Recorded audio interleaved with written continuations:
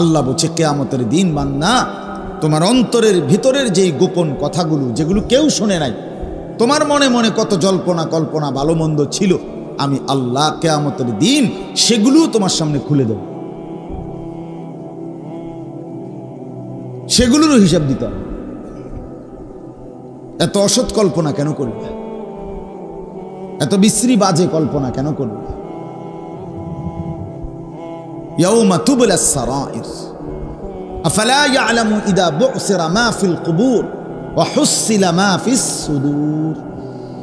আল্লাহ তাআলা বলেন, যখন তোমাকে কবর থেকে হাসরের ময়দানে উঠানো হবে বান্দা, সেদিন তোমার অন্তরের সুদূর কলিজার ভিতরে যেই কথাগুলো ছিল আমি আল্লাহ সেগুলো তোমার সামনে পেশ করে দেব, তো সেগুলোর হিসাব দিতে হবে। মা ইয়ালফিজু মিন কওলিন ইল্লা লাদাইহি রাকিবুন আতীদ। আল্লাহ তাআলা বলেন, বান্দা তোমার জবান দিয়ে যা কিছু বের হয়েছে আমি সব আলাদা লিখে রাখছি, সেগুলোর হিসাব দিতে হবে। ওয়া শাহিদা আলাইহিম সামউহুম ওয়া আবসারুহুম ওয়া জুলুদুহুম বিমা কানু ইয়ামালুন। আল্লাহ বলেন, কিয়ামতের দিন তোমাদের চোখ, তোমাদের কান, তোমাদের সারা দেহের চামড়া, পুরা বডি, তোমাদের জিন্দেগির যাবতীয় কর্মকাণ্ড সম্পর্কে আমি আল্লাহর সামনে সাক্ষ্য দিব। হ্যাঁ ভাই, মোবাইলটা নামায় ফেলো, মোবাইলটা নামায় ফেলো, মোবাইলটা একটা মিনিট বন্ধ রাখো না। এই ফালতু জিনিসটা তো শেষ করলা জীবনটা। কারে বলি? গরুরে বলি না ছাগল রে বলি? খবর ব্যস্ত আছে মোবাইল নিয়ে। বলুক হুজুরের কথা, হুজুর বলুক। আমার মোবাইলে আমার এইটা নিয়েই ব্যস্ত, মানে এটার মধ্যে উঠতে হইব সব কিছু। এইটারে হাতে একবার কাইত করে শীত করে। আজকে যুবকরা, ছেলেরা তোমাদেরকে শেষ করে দিছে। বেঈমানের সবচেয়ে বড় সফলতা হলো যে তোমার পুরা ব্রেনটা মোবাইলের ভিতরে ঢুকাই দিছে, তোমার জিন্দিগিটা তুলে দিছে। যে তোমার চুল, তোমার পোশাক, তোমার হাসি, তোমার স্টাইল, তোমার চিন্তা, তোমার চেতনা, তোমার ভিতরের কল্পনা, সব কিছু বড় মোবাইল। একটা মোবাইল আছে আর ছেলেটা আছে, আপনি শুধু তার মোবাইলটা ঠিকমতো যদি চলে এই নিশ্চয়তা দিতে পারেন, এরপরে যদি আপনি তারে আটলান্টিক মহাসাগরের ভিতরে নামাই দেন, মাঝখানে পর্বতের চূড়ায় একলা ছেড়ে দেন, অথবা আফ্রিকার গভীর জঙ্গলে দিয়ে আসেন, যে তোমার শুধু এতটুকু যে একলা থাকবা, তবে মোবাইলের চার্জ, এমবি এগুলো সব ঠিক থাকবে, তাহলে হে বলবো কোনো টেনশন নেই, আপনি নিশ্চিন্তে যান, আপনি নিশ্চিন্তে থাকেন। আমায় জেনে বয়াই দিছেন, আমার এনেই পাইবেন। আমি নিজে দেখছি মিয়া, আল্লাহর ঘরে হজ্জে এই বছরও দেখছি, হজ্জে মহিলা পুরুষ স্বামী স্ত্রী তাওয়াফ করে আল্লাহর ঘরে, আর বাচ্চাটাকে, তাদের লগের বাচ্চাটারে একটা বড় মোবাইল দিয়ে দিছে, বাচ্চাটারে এক পাশে বসায় দিছে, বাচ্চা অনবরত গেমস খেলতেছে, আর হেরা আল্লাহর ঘর তাওয়াফ করে। বাচ্চাটা শেষ হয়ে যাইতেছে, হেরা আল্লাহর ঘর তাওয়াফ। হেদের হিসাব হইল যে এই জিনিস তার হাতে ধরাই দিছি না, এনে যদি ভূমিকম্পও আসে সে জায়গার থেকে লড়তো না, কারণ তারা তো আসল মন্ত্র দিয়ে দিছে।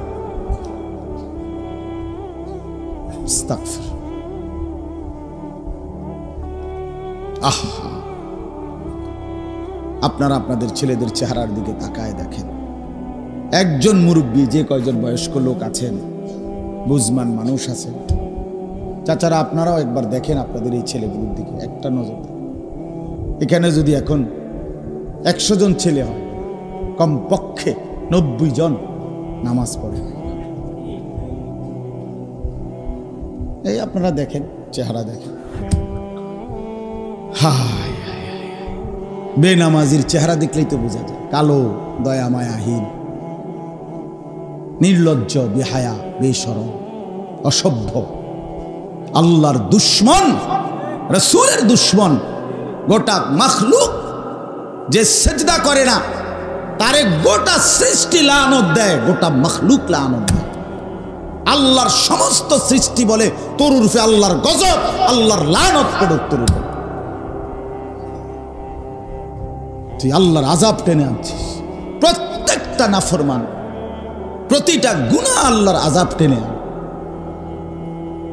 প্রতিটা গুনার ওই পিঠে জাহান্নামের আগুন ধাউ ধাউ করে চলে। মিথ্যা বললে প্রতিবাদ করো বেটা। যদি বলি না হুজুর আপনি ভুল বলছেন, আমরা 90% নামাজ পড়ছি, তো দাঁড়াও, হিম্মত করে বলো, প্রতিবাদ করো, তাহলে আমার বিচার হবে। আমি বটনি লাগামো এখন, কথা বলেন না কেন? আপনাদের সামনে আমি বটনি লাগামো, কানে বটনি লাগামো।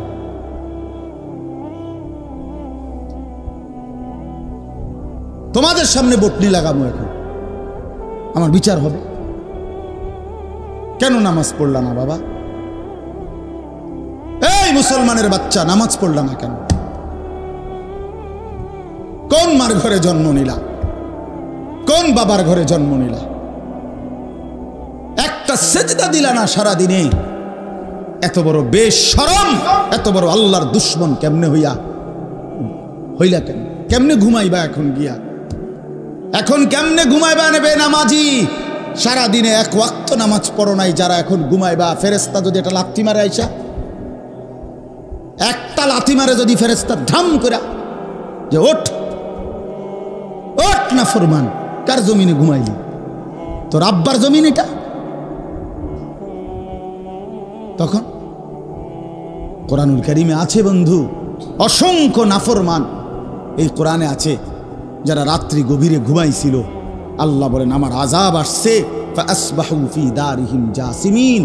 ভোরবেলা দেখা গেল তারা তাদের ঘরের মধ্যে প্রত্যেকে ছোট বড় কোলের বাচ্চা সহ, পেটের বাচ্চা সহ উপুর হইয়া পয়রা সব শেষ হয়ে গেছে। আদ জাতি, সমুদ জাতি, সালেহ আলাইহিস সালামের জাতি, শুআইব আলাইহিস সালামের জাতি, আল্লাহ বলেন আমার এক আযাব। রাত্রিবেলা আর ঘুম ভাঙে নাই, ফাসবাহু। এজন্য দোস্ত আমার, বন্ধু আমার, রাগ হইও না ভাইয়া। শুধু লজ্জা দেওয়া, কোনো ঝগড়াঝাটির কারণে না, মাকসাদ শুধু শরম দেওয়া না। আমি কোনো এমন না যে এখানে আমি কাজ্জা করে আইছি, ঠিক না? এমন কোনো বিষয় বেলে যে না বইছি আইজগা মাইক ফাইছি, তোমার ঘরে জুত মতো ফাইছি, আইজগা দুই আলাম, এটা তো এমন না। এটা তো আমার নির্বাচনের প্রতিপক্ষ না। তাইলে আমরা প্রত্যেকে ইনশাআল্লাহ ইনসাফের সাথে, ছেলেরা অনেক ছেলে বসছ,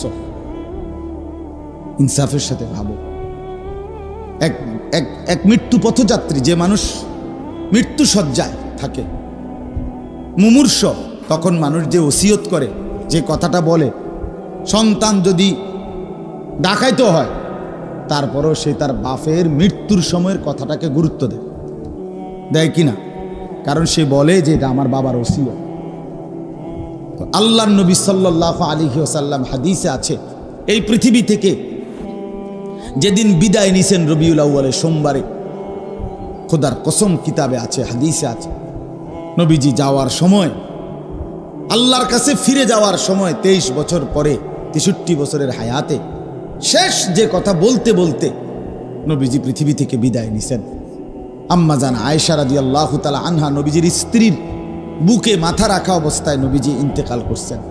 নবীজি বলছেন, আয়েশা আমি চলে গেলাম, ওই যে দেখো জিবরাইল, মালাকুল মউত আজরাইল দাঁড়িয়ে আছে, এখন আমার রুহু কবজ করবে। যাওয়ার মুহূর্তে আয়েশা তোমার মাধ্যমে আমি আবারও আমার উম্মতের জন্য বলে গেলাম আসসালাত, আমার উম্মতকে বইলো যারা যেন নামাজ পড়ে। আমি রওজা পাকে খুশি হব। আমার 23 বছরের মেহনত, আমার 23 বছরের চোখের পানি, আমার 23 বছরের পেটে পাথর বাঁধা, আমার 23 বছরে আমি কতটা কষ্ট করেছি, তায়েফের রক্ত ঝরিয়েছি, সারা দেহ চালনির মতো ঝাঁঝরা করে ফেলছি।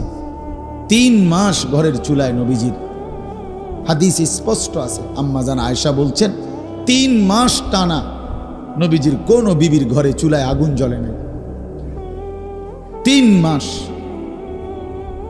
হযরত আয়েশাকে জিজ্ঞেস করছে যে আম্মা জান, তাহলে আপনারা নবীজির ঘরে 3টা মাস কেমনে কাটাইলেন? তিনি বলছেন শুধু খেজুর আর পানি খেয়ে। তো এত কিছুর বিনিময়ে বলছে উম্মত আমি চলে গেলাম, আমার 23 বছরের রাত দিন সকাল কষ্ট, আমার এই পুরা মেহনতের খোলাসা সারাংশ আমি বলে গেলাম তোমাদের কাছে যে নামাজ, তোমরা নামাজ ঠিক রাখো, আমি তোমাদের জান্নাত ঠিক রাখবো। ফাকাইফা ইদা জিনা মিন কুল্লি উম্মাতিন বিশাহীদ ওয়া জিনা বিকা আলা হাউলাই শাহীদা। কোরআনুল কারীমের মধ্যে আছে, আল্লাহ রাব্বুল আলামিন বলেন, বন্ধু হাসরের ময়দানে প্রত্যেক নবীকে সামনে রেখে আমি ওই নবীর উম্মতের আমলনামা খুলব। ঠিক তেমনি ভাবে বন্ধু আমি আপনাকেও সামনে রেখে আপনার উম্মতের আমলনামা একজন একজন করে খুলে দেখাবো। তাইলে নবীজি সাল্লাল্লাহু আলাইহি ওয়াসাল্লাম দাঁড়ানো অবস্থায় যদি আমার আমলনামা খুলে, আর যখন পৃষ্ঠার পর পৃষ্ঠা উল্টাবে আর দেখবে একটা সেজদা নাই, কোনোদিন ফজরের নামাজ নাই, 5 ওয়াক্ত নামাজ নাই, আল্লাহর কসম বন্ধু নবীজি সাল্লাল্লাহু আলাইহি ওয়াসাল্লাম বলবে, উম্মত আমি শেষ মুহূর্তে পৃথিবী থেকে বিদায় নেওয়ার সময় আখিরি ওসিয়ত করে বলেছিলাম নামাজটা ছাইরো না। কেমনে রে উম্মত আমারে এমনে ভুলে গেলি? আমার শেষ কথাটুকু, শেষ আবদারটুকু রক্ষা করলি না। আজকে আমি কেন সুপারিশ করব? হ্যাঁ, সুপারিশ কি আপনার মামুর বাড়ি? হ্যাঁ, নবীজির সুপারিশ কি জিলাপির ফোটলা নাকি? আপনি তো এটাই তো মনে করছেন। হাউজে কাউসারের ফানি দেখি মিনারেল ওয়াটারের বোতল। হ্যাঁ, এটা আপনার শ্বশুর বাড়ি, নানার বাড়ি। হাসরের ময়দান তামাশা। কি ভাবছেন বাবা? শুধু ভাত মাছ চাল ডাল, শুধু ঘর সংসার, পেশাব পায়খানা, খানা খাদ্য। আয় মুসলমান, এতটুকুতেই জীবন শেষ করে দিল। মাঝ বয়সী মানুষ একটা চা দোকানদারি করে, 1 ওয়াক্ত নামাজ পড়ে না। একটা সামান্য অটো চালায়, 1 ওয়াক্ত নামাজ পড়ে। চটপুড়ি বেছে, ওমা এই নাফরমানে 1 ওয়াক্ত নামাজ পড়ে। বুট বাদাম বেছে, বন বিড়ি বেছে। হায় হায়, খুব আহামরি কিছু করছে এমন না বলে যে হিমালয় পর্বতের মাটি কাটছে। কথাটা আপনি বুঝছেন না? বা আটলান্টিক মহাসাগরটা মাটি ফেলাইছে, মাটি ফেলাইয়া ফুরাইছে, এমন কিছু। তো এই সামান্য টুকুর জন্য আল্লাহকে ছেড়ে দিলেন। এই সামান্য এটুকু দিয়ে কি অভাব পূরণ হয়? কিস্তি শেষ হয় না, অভাব শেষ হয় না, সংসারের প্রয়োজন শেষ হয় না।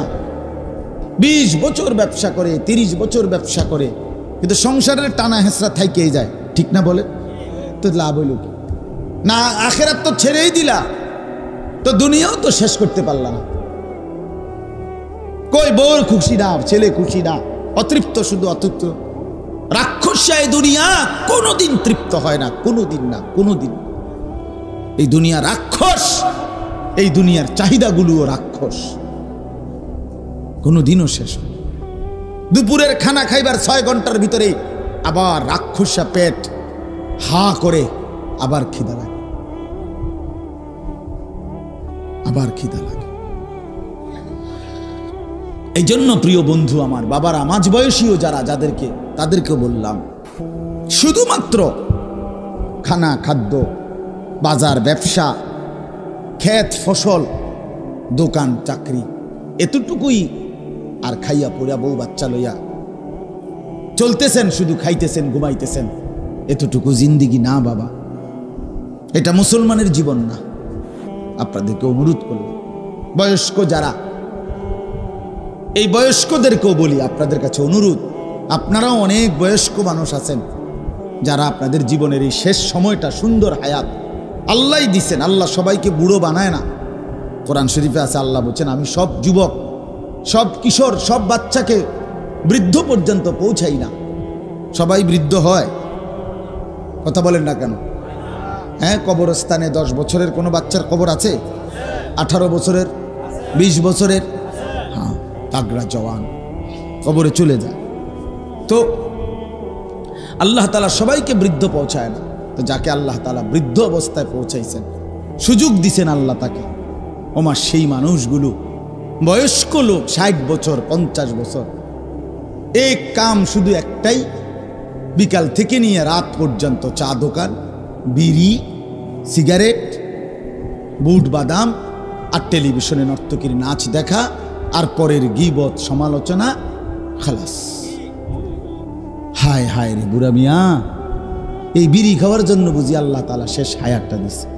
ছি ছি ছি ছি ছি। 60 বছর পরেও যার এতটুকু হায়া শরম হয় নাই যে আমি মুসলমান বয়স্ক হয়ে গেছি, আজও আমি বিড়ি সিগারেটের অভ্যাসটা, চা দোয়ানে বেডি সাউনের অভ্যাসটা আমার এখনো গেল না। আমার কি পরিমাণ অসভ্য লোক এটা, এবারটা কি পরিমাণ শরমহীন, চিন্তা করে দেখেন। আপনি জিজ্ঞাসা করেন সামনে গিয়া, নাইলে যে চাচা আপনার হায়া আছে কিনা, আপনার ভিতরে কোনো লজ্জা শরম আছে কিনা, নাইতে এতটা বয়স্ক মানুষ আপনি কেন এখনো টেলিভিশনে নর্তকীর নাচ দেখেন? কোন লজ্জায়? আপনার শরম হইব কোন দিন? কি 600 বছর পরে? কথা বলেন না, আমরা পৃথিবীতে তো স্বাভাবিকভাবে 600 বছরের পরে মারা যাই, ঠিক না?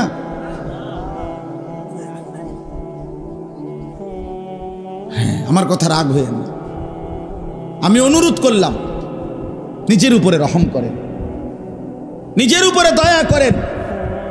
আল্লাহর নবী সাল্লাল্লাহু আলাইহি ওয়াসাল্লাম, মুসলিম শরীফের হাদিসের মধ্যে আছে, নবীজি বলছেন, যাকে আল্লাহ তাআলা 60 বছর আযরাল্লাহু ইলা ইমরিইন আখারা উমরাহু হাত্তা বালাগা 60 অর্থ কত মাওলানা? 60।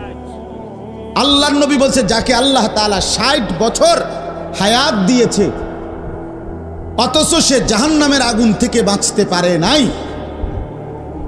জান্নাতের পুঁজি কামাই করতে পারে নাই, খোদার কসম নবী বলছে, ওই ব্যক্তিকে হাসরের ময়দানে আল্লাহ তাআলা দাঁড় করিয়ে একটি কথা বলার সুযোগ দিবেন না, বরং দাঁড় করাইয়াই, যদি 60 বছরও যে ব্যক্তি গুনার মধ্যে কাটাইছে, খোদার কসম নবী বলছে, আল্লাহ তাআলা তারে হাসরের ময়দানে দাঁড় করাইয়াই ফেরেশতারে বলবে, ফিট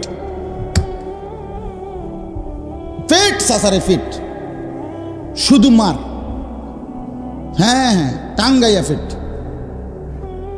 কারণ একদিন 2 দিন হায়াত না তো, 60 বছর কি বাড়ির গাছের কথা? হ্যাঁ, 60 বছর কি বাড়ির গাছের কথা?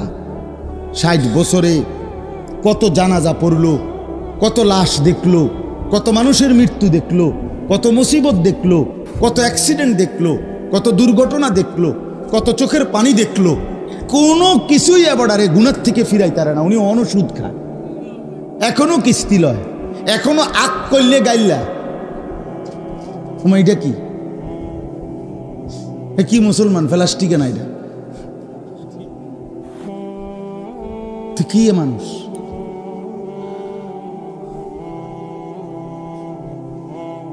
আল্লাহ আমাদেরকে মাফ করে দেন। এই জন্য আমি জওয়ানকেও বলছি, বৃদ্ধকেও বলছি, পর্দার আড়ালের মা বোন যারা আছেন তাদেরকেও বলি, 20 বছর 25 বছর 30 বছর ধরে বহু মা আহা রাস্তার পাশে গোসল করে, খোলামেলা জায়গায় গোসল করে, হায়া বলতে কিছু নাই, লজ্জা বলতে কিছু নাই, শরম বলতে কিছু নাই। যে নারীর হায়া নাই সে নারী না, মনে রাখেন। সরাসরি হাদিস, নবীজি বলছে, নারী বলে কাকে, মহিলা কাকে বলে? রাসূলুল্লাহ সাল্লাল্লাহু আলাইহি সাল্লাম বলছেন, আওরাত, যে নিজেকে আড়ালে রাখে, লুকিয়ে রাখে, পর্দায় রাখে, গোপন রাখে। খোদার কসম নবী বলছে তাকে বলেন নারী। এজন্য যে নারীর পর্দা নাই, যে নারীর হায়া নাই, সে কোনো নারী না, সে নারী না। হে না, পুরুষও না। এটা বেড়াইতো না, বেডিতো না, এটা একদম, এটা হেবুডি কিতা, হেবুডি কইব, ওটা আমার কি দরকার? বেডি ডাক্তার দে, এক বেডি কিতা, কথা বুঝেন নাই? রাসূলুল্লাহ সাল্লাল্লাহু আলাইহি সাল্লাম বলছে, বেপর্দা নারী, বেহায়া নারী, এটা কোনো কি না, নারী না। যা ইচ্ছা তাই হোক সে, কিন্তু এটা নারী না, নারী না। এজন্য যে নারীর মধ্যে হায়া নাই, লজ্জা নাই, পর্দা নাই, যেই মেয়েটার মধ্যে, ওইটার মধ্যে কোনো নারীত্ব নাই। যার ইজ্জতের কদর নাই, সতীত্বের কদর নাই, পর্দার কদর নাই, খোদার কসম ওই নারীর মধ্যে নারীত্ব বলতে, নারী বলতে যেই বিষয় সেটা নাই। সে উপভোগের পণ্য, সে প্রদর্শনীর বস্তু, সে শোপিস। মানুষ যেরকম আলমারির মধ্যে, শোকেসের মধ্যে কিছু মানুষের দেখার জন্য প্রদর্শনের মতো রাখে, এই নারী নিজেকে শোপিস বানায় নিছে যে আমি পৃথিবীতে আসছি শুধু পর পুরুষ আমারে দেখবে। নাউযুবিল্লাহ, আল্লাহ মাফ করে দেন। এজন্য বাপ চলেন রাত গভীরে এতটুকু বিবেক দিয়ে ভাবি, প্রত্যেকে আলাদা আলাদা। জওয়ান ছেলে তোমরাও ভাবো, আমরাও ভাবি, মুরব্বী যারা তারাও ভাবুক, মা বোনরাও ভাবো, আমরা এখন এই মুহূর্তে কোথায় দাঁড়িয়ে আছি। আমাদের আজকে যদি আমাদের আখেরাত হয়, আগামীকাল যদি আমার আখেরাত হয়, তা আমি আছি কোথায় এখন? আমি এখন কোথায় আছি? আমি এখন কোথায় আছি? আর এটা তো প্রসিদ্ধ কথা ভাই, ছোট সবাই বুঝবো আমরা। উলামায়ে কেরাম, বুজুর্গানে দ্বীন বলেন, মান মাতা ফাকাদ কামাত কিয়ামাতুহু। বাস্তবতা হইল যে মৃত্যুবরণ করে তার তো কিয়ামত শুরু হয়ে যায়। শুরু হয়ে যায় না? কারণ সে তো আর ফিরতে পারবে না, তার তো শুধু সামনে কিয়ামত। এখন আমি মরে গেলে পৃথিবী যদি, মানে ওখানে আমি মরে গেছি, এরপরে পৃথিবীর সবাই আধুনিক হইয়া এখন চাঁদের দেশে থাকে, কথার কথা, তো আমার লাভ কি? আমার নাই নাতকুর নাইলে এখন চাঁদের দেশে ঘর দুয়ার করছে আর কি, তো আমি তো নাই, তো এখন আমার লাভ কি? কথা বুঝছেন না? তাহলে আমাকে ভাবতে হবে, আমি আছি যতক্ষণ, আমার আখিরাতের পুঁজি কোথায়? আমার তো হায়াত এটাই, কাজে লাগাইলো এই হায়াত, নষ্ট করে দিল এই হায়াত। এই রাত আর আসবেন। আচ্ছা আপনারা বলেন, এই যে আজকের যে তারিখটা 25শে সেপ্টেম্বর 2024, রোজ বুধবার, এই শিরোনাম পৃথিবীতে আর কোনোদিন হবে? হবে আর কোনোদিন? আর 25শে সেপ্টেম্বর আবার আগামী বছর আসবে, কিন্তু সেটা তো 2025 সাল, 24 সাল তো আর আসবে না। আগামী সপ্তাহে তো বুধবার আবার হবে, কিন্তু সেটা তো 25 তারিখ না। তাহলে এই শিরোনাম আর আসবে না, আর আসবে না। ঠিক আমাদের প্রতি ঘন্টা, মিনিট, সেকেন্ড, আজকের 5 ওয়াক্ত নামাজের ওয়াক্ত খোদার কসম যুবক আর কোনো দিন আসবে না। আগামীকাল তো আগামীকালকের নামাজ, পরশুদিন তো পরশুদিনের নামাজ। আমার শায়েখ আল্লামা মুফতি মুশতাকুন নবী সাহেব বলে, কোনো মহিলা যদি বেপর্দা হয়, এইটার আর কোনো দিন কাজা করার সিস্টেম নেই। বুঝেন নাই? একটা মহিলা যদি সিদ্ধান্ত নেয়, আমার গতকালকে যে আমি বেপর্দা ছিলাম, আজকে এটার কাজা করবো, তো আজকেরটা, আজকের পর্দা তো তার প্রতিদিনকার হুকুম। কথা বুঝেন নাই? তো এটা কাজা করার কোনো সিস্টেম আছে নাই। পর্দার কোনো কাজা নাই, যেটা ছুটে গেছে তো ছুটেই গেছে। ওর জন্য জাহান্নাম অপেক্ষা করছে, আগুন অপেক্ষা করছে, যদি তওবা না করে, যদি আল্লাহ মাফ না করে, যদি চোখের পানি না ফেলে, যদি আল্লাহর কাছে না কাঁদে। এই জন্য ছেলেদেরকেও বললাম, ভাইয়া হায়াত কাজে লাগাই। এই নওজোয়ানের কালটা আল্লাহর দান, আল্লাহর দান। এটা এক বড় বুজুর্গ ছিলেন, আবু ইসহাক আস-সাবিঈ, তিনি বলছেন, ইয়া মা'শারাশ শাবাব ইগতানিমু শাবাবাকুম। তিনি বলতেন, হে যুব সমাজ, তোমরা তোমাদের যৌবন কালকে কদর করো, গনিমত মনে করো, গনিমত মনে করো। কাল্লামা তামুররু বি লাইলাতুন ইল্লা ওয়া আকরাউ ফিহা আলফা আয়াতিন। তিনি বলেন, আমি যৌবনকালে, উনি উনার জীবনী বলছে, দেখো যুবক, আমি উৎসাহের জন্য তোমাদেরকে বলি, আমার যৌবনকালে আমি এমন বহু রাত গেছে, যেই রাতে এক দাঁড়ানোতে, এক রাকাতে 1000 আয়াত কোরআনুল কারীমের একসাথে তেলাওয়াত করছে। যৌবনকে কদর করো। যৌবনে যদি চাও সারা রাত জেগে থাকতে পারবা, যৌবনকালে চাইলে সারা রাত বন্দিগি করতে পারবা, যৌবনে চাইলে সারা দিন বন্দিগি করতে পারবা, যৌবনে চাইলে আল্লাহকে রাজি খুশি করে আল্লাহর আরশের নিচে ছায়া নিয়ে নিতে পারবা।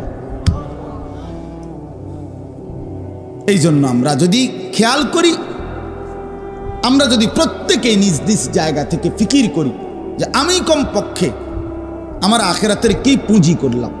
আল মালু ওয়াল বানুনু জিনাতুল হায়াতিদ দুনিয়া। আল্লাহ তাআলা কোরআনে বলেন, বান্দা শুনো, তোমার সম্পদ এবং তোমার বংশধর এরা শুধুই কেবল দুনিয়ার কিছুক্ষণের সৌন্দর্য, জিনাত, দুনিয়ার ফুল, এগুলো ফুলের মতো। তোমার স্ত্রী, সন্তান, তোমার অর্থ সম্পদ, এগুলা ফুলের মতো। ওয়াল বাকিয়াতুস সালিহাত খায়রুন ইনদা রাব্বিকা সাওয়াবান ওয়া খায়রুন আমালা। আল্লাহ বলেন, আর আল্লাহর কাছ থেকে যদি কোনো কিছু পেতে চাও, বিনিময়, সওয়াব, প্রতিদান, নেকি, বিনিময়, তো আল্লাহ বলে তাহলে বান্দা এই মাল এবং সন্তানাদি নয়, বরং as-সালিহাত, নেক আমল তুমি জমা করো, তো সেটাই তুমি তোমার আল্লাহর কাছে কবর, হাসর, আখিরাতে আল্লাহর হাত থেকে তুমি সরাসরি ফেরত পাবে। আজকের এই সেজদা আমি যেন আমার মালিকের হাতে জমা দিই, আজকের রুকু আমি আমার আল্লাহর হাতে জমা দিলাম।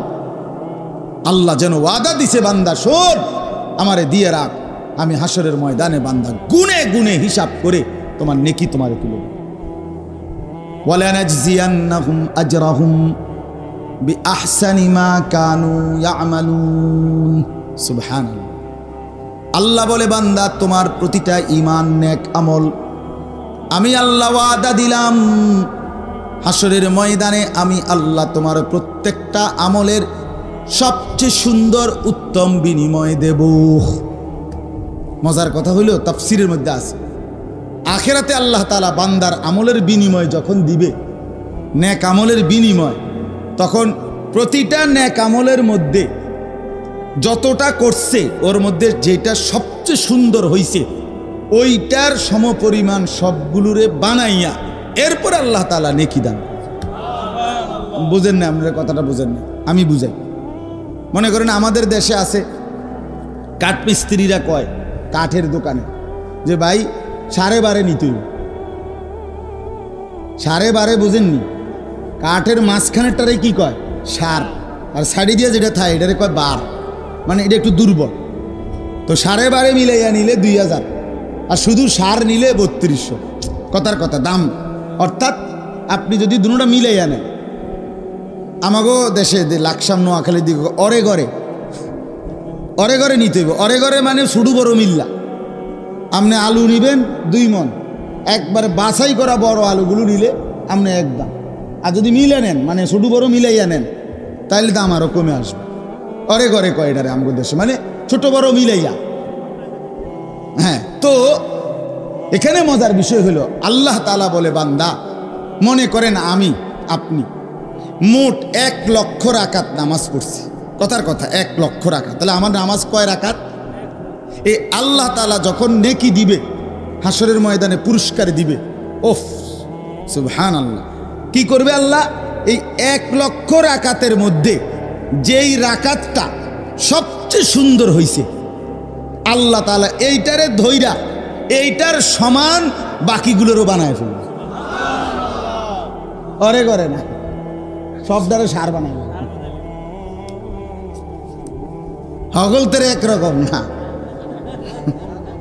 মানে প্রত্যেক ব্যক্তির, মনে করেন আমি রোজা রাখছি মোট 1000 দিন, তো এই 1000 দিন মানে মনে করেন আমি রোজা রাখছি 10 বছর, তো যেই দিনকার রোজাটা আমার সবচেয়ে পবিত্র সুন্দর আল্লাহর জন্য হইছে, এইটারে সামনে আইনা বাকি রোজা সব দিলে এইটার সমান বানাইয়া আল্লাহ নেকি।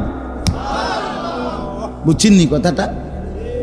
অনেক সুখের বিষয়, অনেক মজার বিষয়।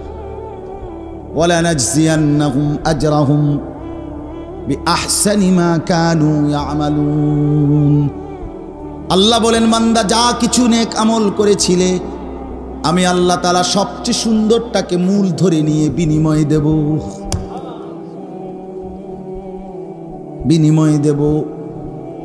এজন্য বন্ধু আমার, হায়াত তো এমনিতেই চলেই যাবে, সুখে কিংবা দুঃখে, হাসি কিংবা আনন্দে।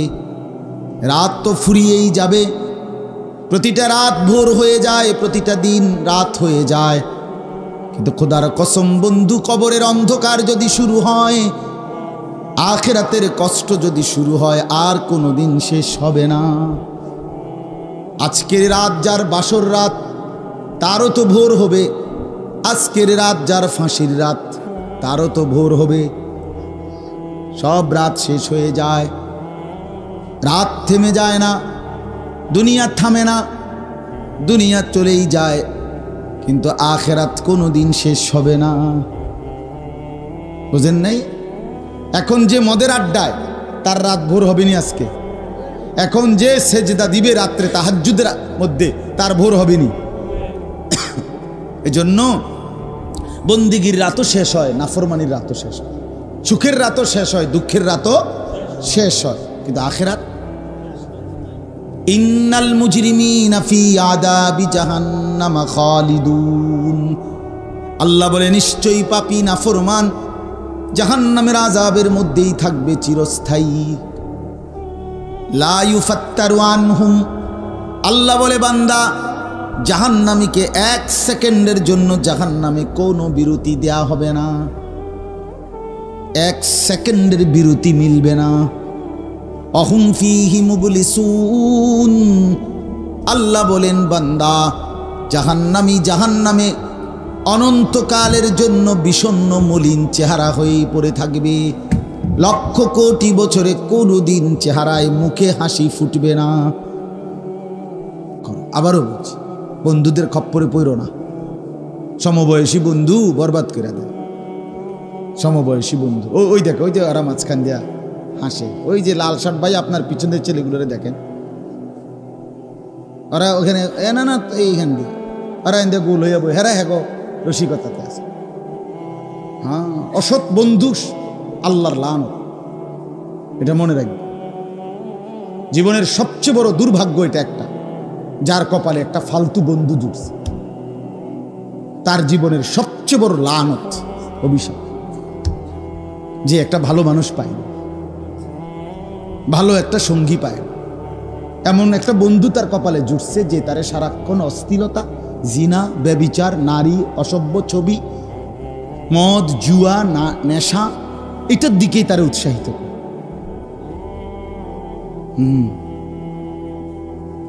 আবার ওইটা হলো সবচেয়ে উত্তম কপাল তার, যার কপালে একটা ভালো বন্ধু জুটছে, যে তাকে সারাক্ষণ আখিরাত মনে করে, পরকাল মনে করে।